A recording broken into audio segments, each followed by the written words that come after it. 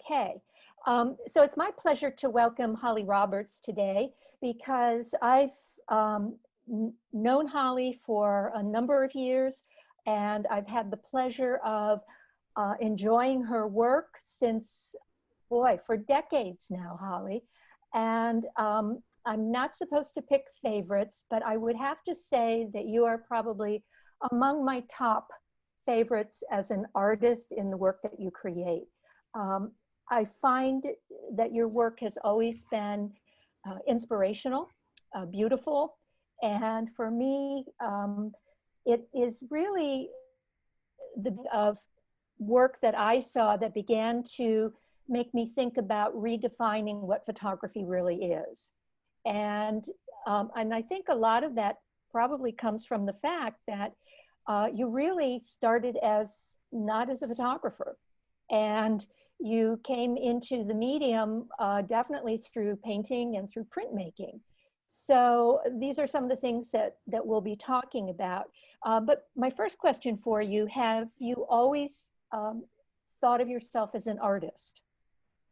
Absolutely. I was that kid in the second grade that drew horses better than anybody else, and would draw horses for all the other kids. And so that's always been my identity. That's always been my ticket to attention and people liking me.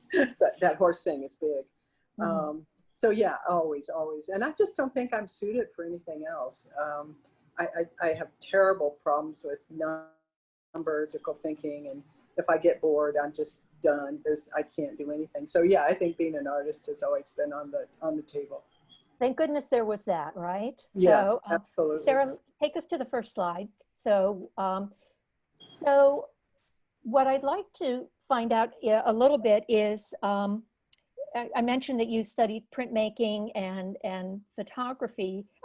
Photography came later. Can you talk a little bit about your background, what you studied, and you actually studied in quite a few places. I did. I sort of traveled by going to school as an undergrad.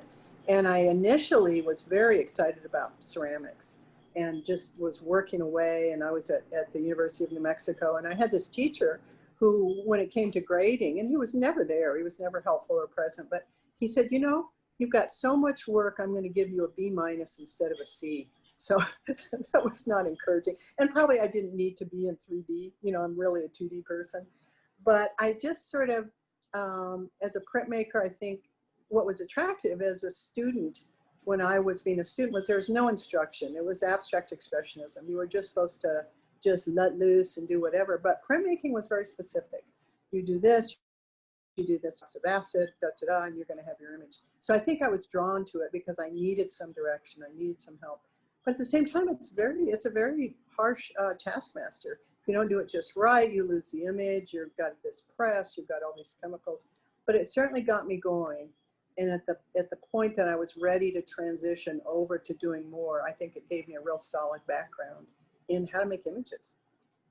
Well, and it's also about layering. It's about layering of color, layering of images, and so it does seem sort of a natural step to that. What drew you to photography, and what are we talking about? The 70s now? This is the 70s. Yeah, I was as I said, bouncing around to different schools. Went to school in Colorado. I graduated early. Went to school in Colorado, and then I went to school in California and was very involved in the revolution. We were burning down banks and just being whatever that time was. We burned the Bank of America. We, meaning I was there, throwing stuff. And then from there, I went down to Mexico and studied, and from there to South America. And then finally ended up back at UNM. And that's where I think I began to sort of put stuff together. And UNM had this big photography program. So I took a photo class and barely got a B. It's, again, not encouraging. But I got a camera. I knew how to use a darkroom. And I think when I did start in graduate school, I think I'd always had this feeling in the back of my mind that I wanted to do something. Do you remember there was a woman, gosh, Karen Truax, long time ago, and she was sort of coloring in photos. And I thought, well, I'll try that. But guess what? I didn't have the patience for it. And I started just messing the paint around and doing all kinds of stuff. And that's when this thing began to kind of come out of be birthed from me, something I had no idea, that it was going to happen. So we were talking about your education really being part of your journey to travel and experience new places, but fundamentally you grew up and you are someone from the Southwest, which I think is important to understand as we begin to look at more of the work. But it's definitely had an impact on you in a number of different ways. Can you talk about this first image and why, so it's clearly a doctor. Yes. And it looks like it's a photograph that you drew and painted on the surface of a photo. So what I would do was take photographs of my friends and family and animals and then print them out and then go back in with oil paint. And what would happen is I was able to completely transform the photo. So this is a photo of my husband, Bob. At the time he was applying to veterinary school. He couldn't get in, but he eventually got into medical school. But he's always had this, yeah. That says a lot. Yeah, I know. I think he applied I think he applied 3 times to medical school and once or twice to vet school. And Okay. Finally medical school said, okay, we'll let you in. But he has this wonderful connection to the world. He loves snakes and he's very capable. And so this was kind of this talking about this connection of this man to these animals with his stethoscope, and he's a medical person, but really it was this other part of him that I always just really, I love him, of course, but this special connected part that didn't come out as a doctor, but yet it was still there. It was a kind of this healer thing or something. So this is called After the Operation. He's just operated on this little snake. He's listening with his stethoscope, and that was just at the beginning in the early 80s, where I was beginning to really understand what I could do with the paint. I was beginning to make bigger photos, 20 by 24. So kind of beginning to step into this oil painting over the black and white photograph. Can we go to the next slide? So Troubled Dreams in 1999. Again, you're painting direct top of a photograph. Well, it's getting a little more complicated because what I was doing was taking the photograph, and that's a photo of me, a self-portrait, and then gluing it onto a panel, sort of upping the ante. So that meant that I didn't have photographic reference. I had to just deal with the white surface. But that also meant I could do more with colors. I could expand it out. I don't know if you can see, but there's a little house in one corner and a snake in the other. So it's a sort of this dream state, this thing of what's going on. But again, it was expanding the photo, taking it out of that 8 by 8.5 by 8 by 10, 8 by 20, 20 by 24, and making it become other things. And then just that painting and learning more and more about oil paint and how to deal with it. I think it's also important. Was this the time period where you and your family were on the Zuni reservation? This was a little bit after, but what had happened was that Bob went through medical school and the government paid for it. So he was able to pay back that obligation by serving on an Indian reservation. So we were there for 8 years, 4 years to pay back, and we liked it so much we stayed. So a lot of my work had to do with living in this amazing Zuni community. We were never accepted. We were outsiders, but people were still very, very nice to us, very friendly and warm. We were able to witness the religious ceremonies. And that was a big part of, I think, how I came into the national scene. People were so intrigued with this white woman living in this reservation, doing these images that had to do with this sort of spiritual stuff. Well, and the snake references, I think, are really important because the snake is a powerful symbol across cultures and across time. But it's also a very different, it's interpreted very differently depending on the culture that you're talking about. And historically, within a lot of Native American cultures, it's viewed as fertility or creative life force, symbols of rebirth or transformation, healing. And yet in a Christian sort of context, the snake was considered evil and sort of enticed Eve to sin in a way. or as I like to think of it, for Eve to be the first explorer. Um, Exactly. so I do see the snake appearing a number of times, and so was that part of that influence, and the symbolism that you experienced in like the Zuni culture in the Southwest as a whole? I think so. I mean, yeah, I would see snakes out when I'd be out, rattlesnakes and bull snakes and stuff, and they scare me. I don't want to touch them. I don't, but I love them. I mean, I think they're just, I think when you see a snake, all that primitive ideology, it's in us, and we see it and we recognize it, and then it comes out. And I do use snakes a lot. And one of my dealers once said, now, Holly, if you want to make sure you can't sell a painting, you use red and you put a snake in it. So of course, lots of snakes. Lots of red snakes, yeah. Let's go on to the next image. Okay, so here, this one is actually earlier than the one we just saw, I believe. Right. But it's a triptych. So we do want to talk about that. And also that means the scale is much bigger. Yeah, so again, it was sort of breaking that boundary, you know, being able to expand. So at this point, I had a big dark room. I had big trays. I could project on the wall. And what I was doing was trying to, I think, make these really big photographic images, but I had to use 3 pieces of paper. So these were 24 by 36, I think, each one. And then putting them together. And it was really fun. I mean, to have these great big photographs and then to come back in with a paint and see what image would pull out. So I did a number of those, and I did some great big huge ones, you know, that were, you know, 10 feet by 4 feet, but they were always broken up. And I think they were hard to display. They were hard to show. But I think they're really a big part of my development.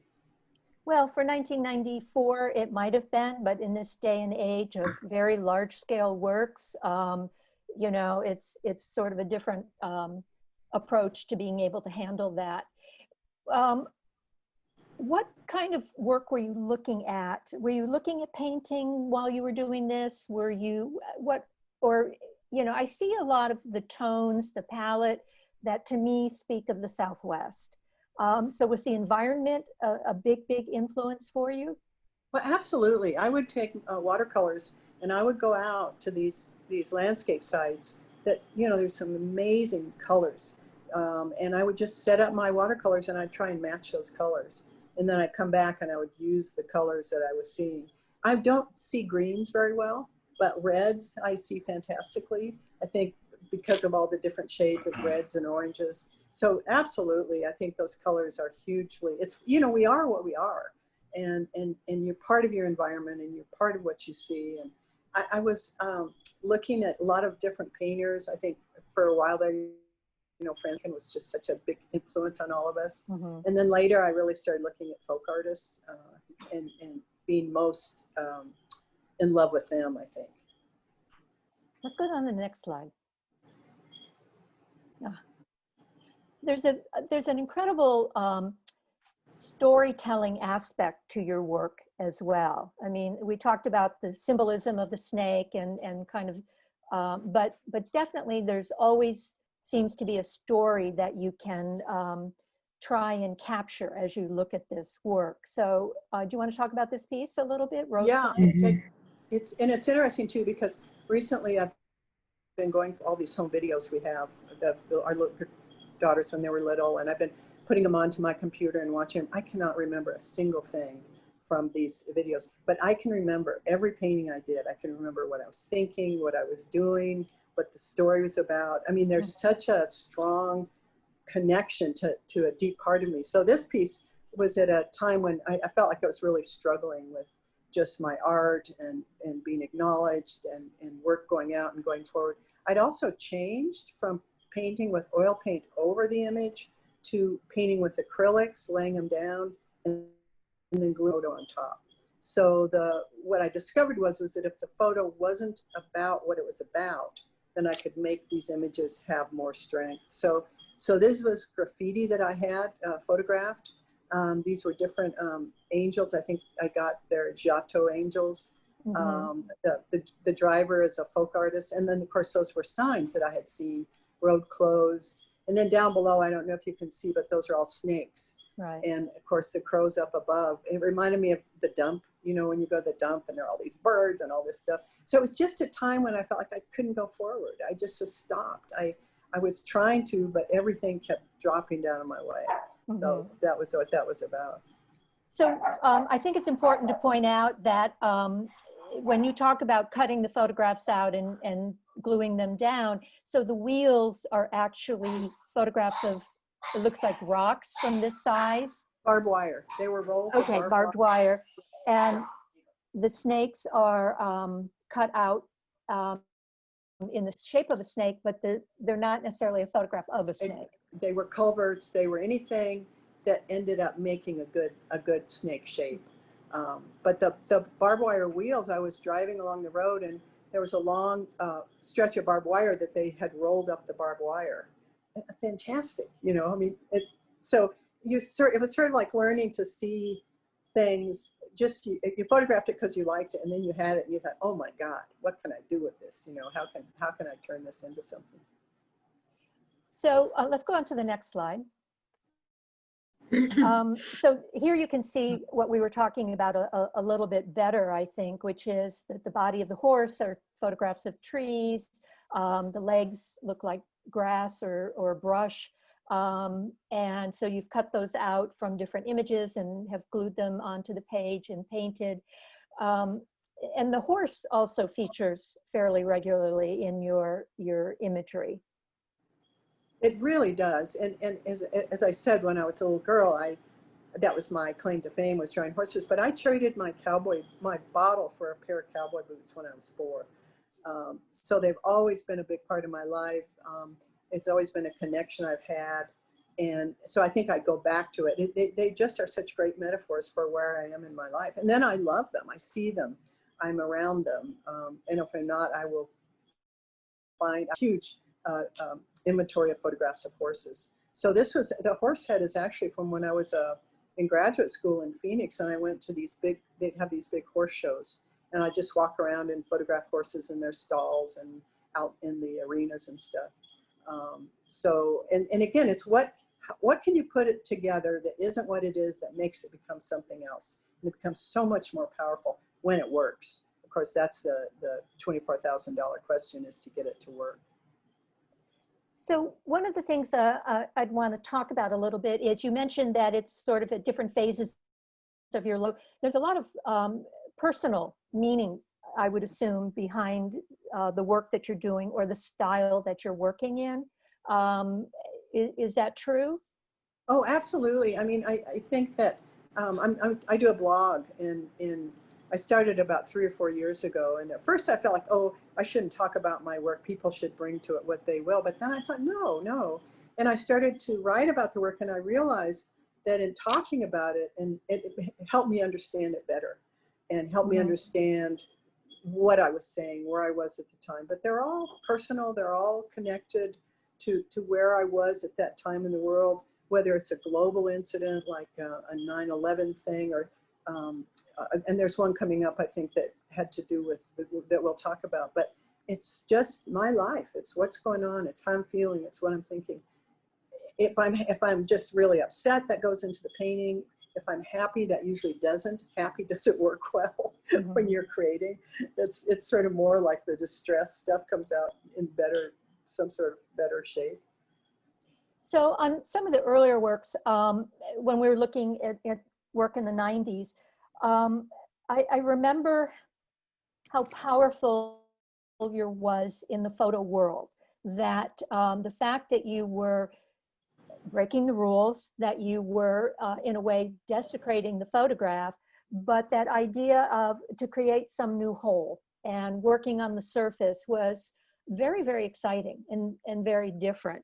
Were you surprised by that response? I mean, so was there a different response from the photo world and versus the painting community? Well, I can't say exactly that I just thought, oh, that's what happens. You make art and then you get recognized, and then you just keep climbing up the ladder, and then you're Picasso. You know, that's just the way it works.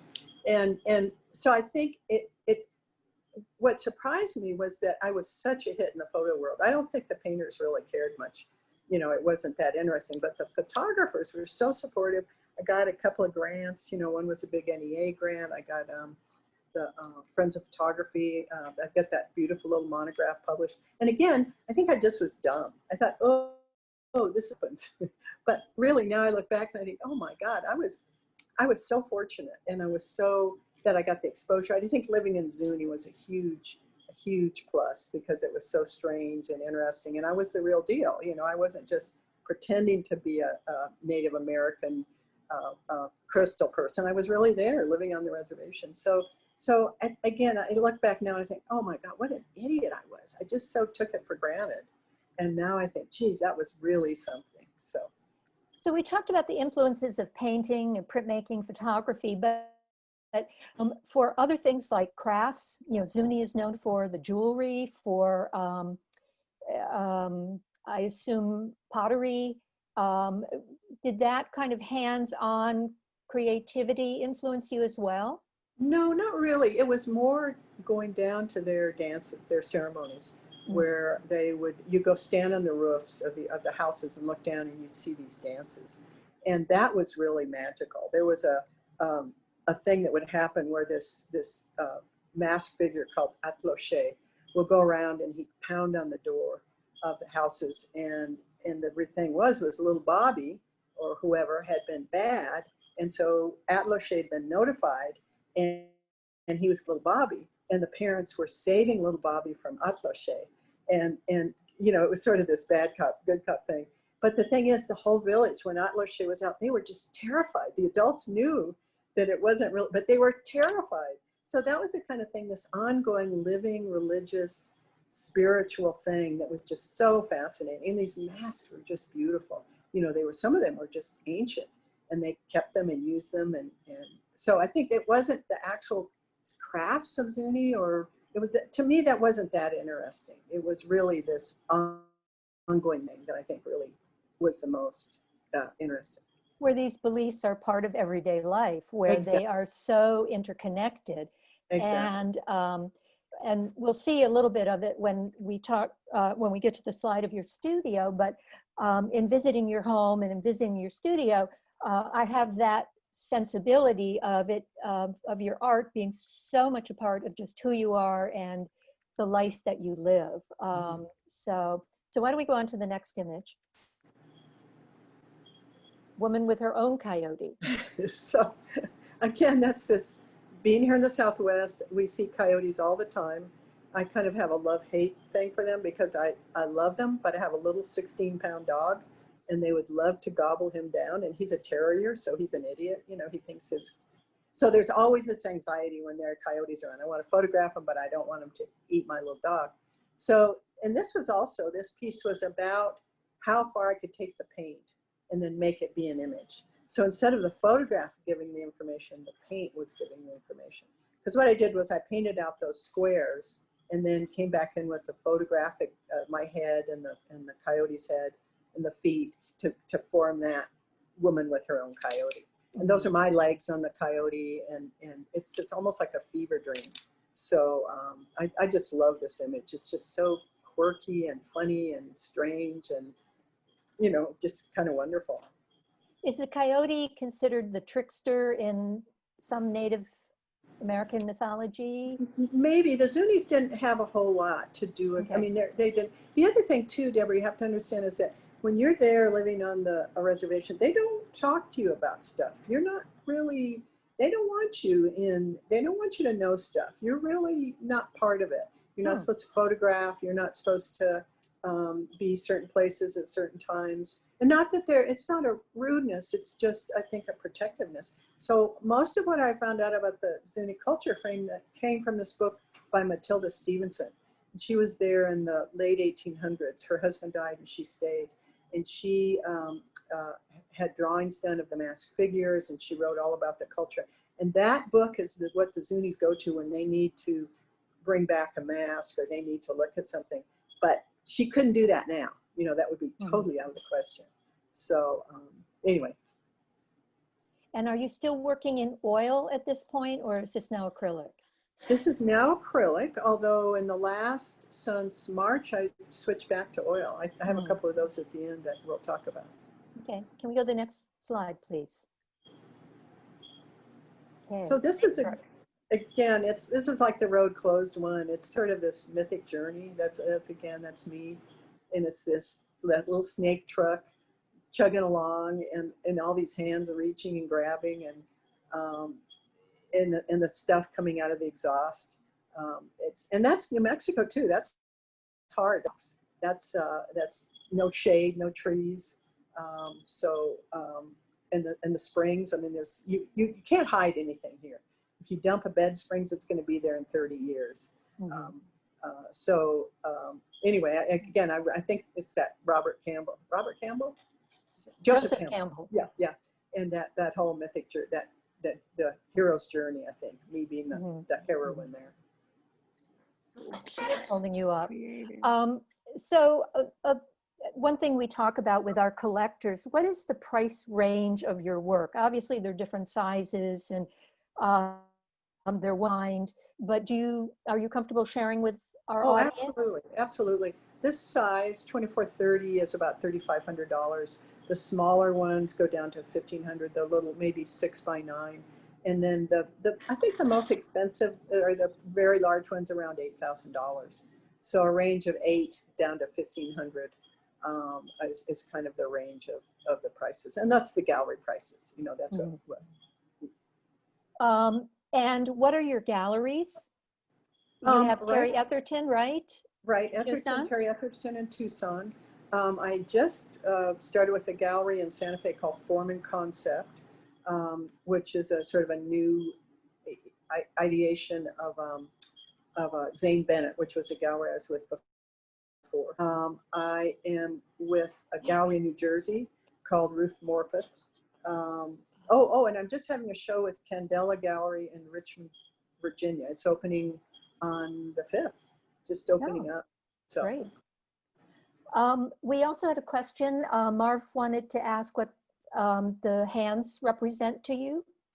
I think it's that sort of, it's either encouraging or pulling down. I mean, I think all my images, you can kind of look at them with different eyes. Mm-hmm. To me, the waving yes, go on, or no, we're going to pull you down. So, or offering support or reaching. Yeah, exactly. Okay. Let's go on to the next slide. So again, we were talking about the whole horse thing. So just recently, in the last couple of years, I started getting back into horseback riding, and my 60-plus-year-old body is not the same as my 15-year-old body.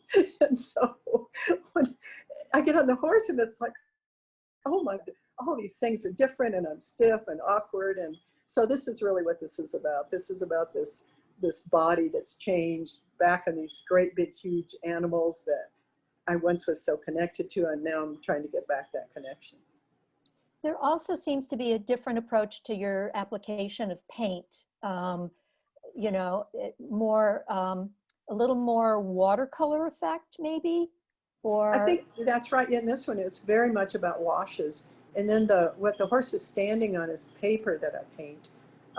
The body of the horse, the hair is actually hair that I've transferred onto the brown that's cut out paper. So there's just a lot of different techniques or ways to bring it together. But I sort of go through different phases with the paint. And part of the fun of the acrylic is if you don't like it, you just paint over it. Whereas with oil, you kind of got to stick with it. You can't. It doesn't dry. It takes a while. So washes, heavy dripping of paint, all kinds of different ways. So do you work on multiple pieces at the same time, or do you work through a single piece from beginning to end, or a combination? Well, when I'm doing these collages, and you'll see from the picture of my studio, what I'll do is I'll have a couple out, and then I'll just go around. I'll paint the panels. I'll do 20 at once, and then I'll have those 20 painted panels, and then I'll start dropping collage photographs, bits of information, and sometimes I'll have maybe 6 or 7 going. But now that I'm painting with oil again, it's almost like I'm working, I have to paint till I'm finished because of the way the paint dries. And so I'm back to sort of being glued to my painting. So once I start, I can't stop until I'm done. So this painting and then applying is much easier on my old body than now back to oil painting, where it's like I've got on those red shoes and I can't take them off. You know, they're just dancing. So, so anyway, yes and no. Let's go to the next slide, please. So these are the new ones I was telling you about. These are now the oil paintings. And I think you can see there's a different quality to them. A different palette too. Different palette. And again, that's the oil paint versus the acrylic paint. But what I've also been doing is taking paint peels, which is that you take the acrylic paint, you put them out on plastic, let them dry, and then you peel them up. And then I'm putting them back down onto, I'm building the collage first and then coming back in with the oil paint. So again, I've reversed the process, but I'm using the collage. Instead of having a photograph I'm painting over, I have a collage I'm painting over. So that's been kind of wild because I just don't know exactly where it's taking me or what it's going to do. It's always exciting when you feel like you're starting a new journey on something that you've been doing for a while. So it's exciting, and you're almost like pooping in your pants. You know, you're so terrified. It's like, oh God, why didn't I just stay with the other one? So it is. It's scary and fun and all that. So you do a lot of teaching as well, not right now because of the current situation, but and in some ways it can be challenging for an artist to teach and be an artist because, you know, being a good teacher takes a lot of energy, I think, and to engage. But do you find it, how do you approach your teaching?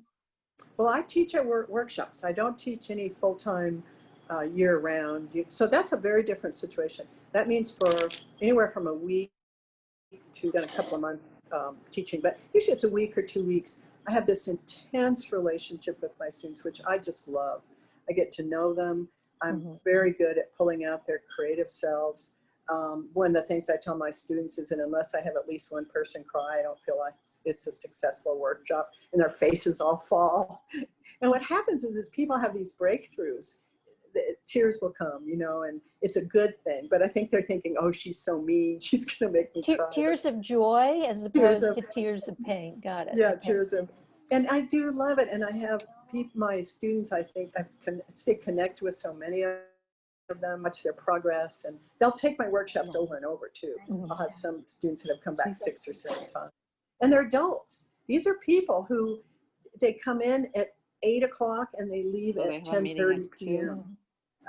So this is not like having kids where, okay, you're late, you didn't show up. You know, this is really highly motivated, no grades.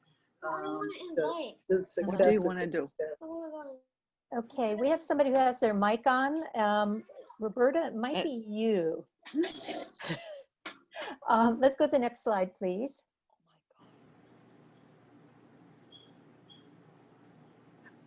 So one thing too, before we go, is that stretching is again about being my age and being so stiff and get anywhere near my toes. So anyway, so this is I think this is the last one in our deck. And again, you can kind of see the whole horse thing. This is when I first started writing again in March. I was fortunate enough to be connected with a wonderful horse that needed to be ridden, young, fun, and to me it was a blessing. You know, it was like this because of COVID and how awful it was and everything being canceled. I mean, all of us, we have these parallel lives that didn't happen because of COVID. And suddenly this door opened up and I was able to feel connected and positive and happy. Whenever I come back from writing, I'd feel really good.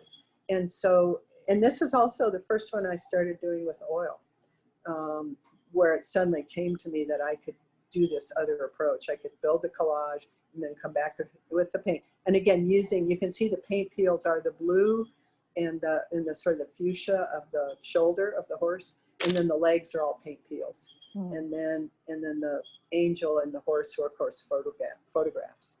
And the shadow that you've painted in too adds a different dimension in this work. shadows are so fun because they ground it. They give it this reality, you know, that I wasn't able to do in the pieces that were painted first and then collaged in. So I've been having a ball. I just put shadows in everything. You know, it's kind of like shadow mania. Anyway. So what is the backing material that you're working on? Is it a wood panel or a cardboard or? These are always wood panels. Those are the best supports. They don't have to be framed. They're not under glass. It means I can easily. So if they're in a show somewhere else, I don't have to worry about glass breaking or that protection. They're very sturdy. So yeah, wood panels, different kinds of wood are what I end up painting on. Paper's just too flimsy. So panels are great. Mm-hmm. And then the edges seem to have their own character as well in the last two. I think that's just as the paint goes out to the edge, and then, you know, it goes on edge, and then I also will come back and do stuff to it. Oil painting is so fun. It's the sexiest. You just touch it and you get a response. It's like you have this incredible Australian sheepdog with you know, an IQ of 200. That's what oil painting is like. It's just so responsive and sensitive, and it's also can get out of control. You know, it's doesn't dry. You can't stop. For me, I think that's so. It's been a fun challenge. Fun with air quotes. Why don't we go to the next slide? So it's always interesting to see how you work. And do you want to talk about your space a little bit? Well, gosh, I think this was in about, it was when my daughter was little. She was just 5. I've got a big NEA grant, and I put it into a mutual fund. And just like with my success as a young artist, I thought, oh, when you take money and put it into a mutual fund, it doubles. Oh, that's fun. Well, doesn't turn out that happens often. So this money doubled. So I had a $25,000 NEA grant, and it came to 50. So I was able to build this beautiful studio just exactly to my specifications. So I have a big painting room. I have was my dark room, great, a big, comfortable, nice dark room, an office, and then a storage area. So it's about. Let's go to the next slide. And that's my painting room, that one. So now my painting. So this is my main room. This is where I'm sitting now. And this is, you can see the chaos of putting together one of those collages, because I can't keep it in my head. I have to see it to know it, to get it. So I have thousands and thousands of photographs that have been cut up, and I can either use old ones or make new ones, and it's keeping it in my head and not getting overwhelmed by it. So that's just kind of this chaos that is like walking a tightrope, because there's so much going on. And you can see down at the end, you can see the painting wall, which is just from years of painting and stuff going over. And then alongside, one side is where the images go when they're done, so I can look at them. And then at the end of the table is a very large piece, it looks like. Right, and that piece ended up going under it. I never did end up, I didn't like it, so I took it apart. But yeah, it's like door size. It was a very big piece. So you mentioned that you have a dark room, but are you working with gelatin silver prints for your work, or are you now doing computer prints? Never again will I do digital or gelatin. Never again. I'm doing all digital, and I was slow coming to it. I just thought, no, this darkroom works for me. I love it. I'm happy in here. And then I took a year off between the oil painting and the acrylic, you know, switching over to acrylic. And I learned how to use Photoshop very badly. I learned how to, you know, scan photos, how to take negative, how to do all that stuff, how to bring a photo into the computer. I mean, it was sad because I'm so bad at it. But finally, I got to the point where I was comfortable, and it was an amazing tool, you know, to be able to take a photograph and make it bigger or smaller or flip it, or, you know, just do whatever you wanted to do. And then that was when I flipped and started doing the gluing on top of the panels. And that's a lot to do with this whole digital thing that happened. Wouldn't have happened without it. So are you sketching out ideas in advance, or do you work with the imagery and the photos, you know, sort of on the spot? and cut I, the I, shapes and I move them have the around? shapes, I cut them, I move them around, but I can't, if I preconceive of anything, that's its death knell. It doesn't, the magic happens when I start to, I tell my students it's like following crumbs in the forest. You don't know where you're going or where you're going to end up, but if you just see one and then follow it to the next and the next and the next, you'll go where you need to go. And the more I can let that creative part of me take over, the better it is. And if it's in my head and I think, oh, I'm going to do this, it never works. It's terrible. So. Yeah, no, that's what makes your work feel so energetic and so fresh, is that it's a response to kind of what you're doing at that moment, but it's through the lens of all of those experience and that you have. And it is, you know, on one level, the shapes may look a little naive or primitive, but they're far more than that. You know, they're incredibly layered, not just physically, but you know, in terms of the ideas and the visuals that you're creating. I think that's it. I mean, it's sort of what I don't know is so much more interesting than what I know. And again, I think that's why I refer to folk art so much, is because it seems to be coming from such an honest place of these untaught artists who are coming, like Bill Traylor. I don't know if you're familiar with his work, but African American artist who did just, he started in the 80s, and I always go back to him for inspiration. And it's that thing, you know, he just looked and did these amazing things. At what point would you call your work a painting versus a photograph, or do you not worry about those kinds of descriptions anymore? It seems like it's more painting than photo, really, when at the end of the day, because the painting really determines what the image is going to be about. Uh, the paint guides and directs where the image is going.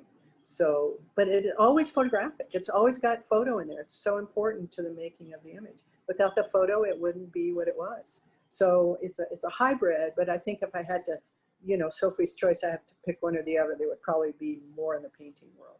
And again, it's ironic because photography is always where I've been most welcomed and appreciated. But again, it goes back to talking about at the very beginning, is that the definition of photography is changing, and which is, I think, a good thing. And you know, the current exhibition that we have up, Out of the Shadows, Contemporary Chinese Photography, I mean, it's everything from calligraphy on top of a photograph to vintage images being cut and collaged. Ni Yu Yu, we were talking about that, you and I separately from this. To, you know, digital created and virtual reality. It's, you know, we live in interesting times, and that's what's so exciting. I have someone else asking if you were influenced by Rauschenberg, or do you think Rauschenberg was influenced by your work? I mean, You know, I'm paraphrasing that. Yeah, I was never wild about his work. It was a little too intellectual for me. I think it just sort of always left me cold. I appreciated it, and I looked at the way he did things, but no, I was never someone that I don't have any of his books, for instance. Hockney, I loved David Hockney. I just felt like, and it was interesting what Hockney did with his photos too. I thought that was really wonderful. But so that would be an artist I would say was a huge influence. But Rauschenberg, no, not so much. Okay, can we go to the next slide? Okay, and here you are outside your studio. Could you tell us what you're doing? Well, this is my porch that goes off the studio. And what it allows me to do is I have all these tables, and I have sawhorses and stools and stuff. And I spread out and I just paint like a demon. And I get paint all over. It's on the ground, it's on the concrete. But I have to be able to let them dry, and then I may or may not come back in and do more. So as I said, I'll do 20 at once, but it'll take me a couple of weeks. You know, just this constant sort of, as I said, I get my shoes on and I can't stop. And that's my backyard. And that's that part of the studio that comes out with, and that porch has allowed me to be able to paint in, whether it's, you know, sunny, it's always sunny in New Mexico, but kind of to allow the protection to work outside. So you're working now. Do you find when you're getting ready for an exhibition, which you said opens next week, I believe, in Yeah. Virginia? Right. Does that sort of kind of take your focus away from actually making work? Well, yes and no. The exhibit was supposed to happen in March, and as you know, this thing happened, and so they moved it up to September. So it's just I had to get the work packed and sent out, and they're doing a catalog, a little book for the show. So looking at that and approving it. So it takes attention away, but not in any huge way. The work that's in the show is work that had been ready for a while. So it's not as if I'm in this. I'm very prepared. I'm not one of those artists who waits. My husband waits till last minute, um, but I like to be prepared and ready. Okay. Next slide. I think this is our last slide. I think it is. So what else would you like to add? I wish we could bring you out in person, but we did have an exhibition of your work, I believe, in 2015.